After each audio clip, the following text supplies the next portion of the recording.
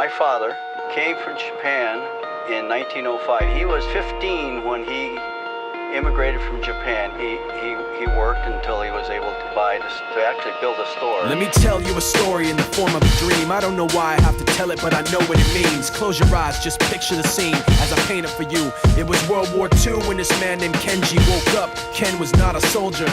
He was just a man with a family who owned a store in LA. That day, he crawled out of bed like he always did, bacon and eggs with wife and kids. He lived on the second floor of a little store he ran. He moved to LA from Japan, they called him immigrant. In Japanese, he'd say he was called Issei. That meant first generation in the United States, when everybody was afraid of the Germans, afraid of the Japs, but most of all afraid of a homeland attack. And that morning, when Ken went out on the doormat, his world went black, cause right there, front page news, 3 weeks before 1942, Pearl Harbor's been bombed and the Japs are coming. Pictures of soldiers dying and running. Ken knew what it would lead to, just like he guessed. The president said the evil Japanese in our home country would be locked away.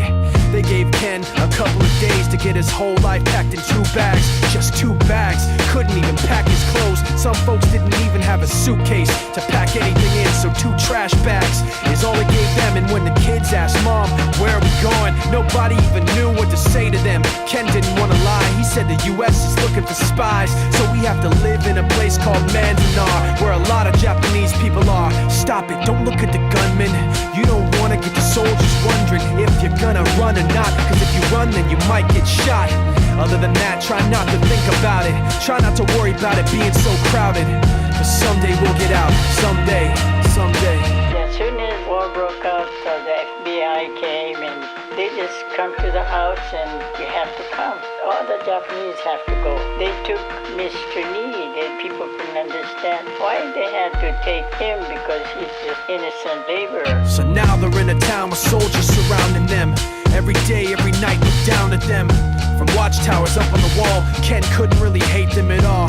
They were just doing the job and he wasn't gonna make any problems.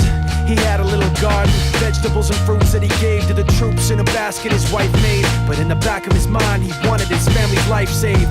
Prisoners of war in their own damn country, what for? And time passed in the prison town. He wondered if he'd live it down if and when they were free. The only way out was joining the army, and supposedly some men went out for the army, signed on, and ended up flying to Japan with a bomb. That 15-kiloton blast put an end to the war pretty fast. 2 cities were blown to bits. The end of the war came quick, and Ken got out. Big hopes of a normal life with his kids and his wife, but then they got back to their home, and what they saw made him feel so alone. These people had trashed every room, smashed in the windows and bashed in the doors, written on the walls and the floor, Japs not welcome anymore. And Kenji dropped both of his bags at his sides and just stood outside. He looked at his wife without words to say. She looked back at him, wiping tears away, and said, someday we'll be okay, someday. Now the names have been changed, but the story's true. My family was locked up back in 42. My family was there where it was dark and damp, and they called it an internment camp. When we first got back from camp, it was pretty bad. I remember my husband said, oh, we're gonna stay till last. Then my husband died before they closed the camp.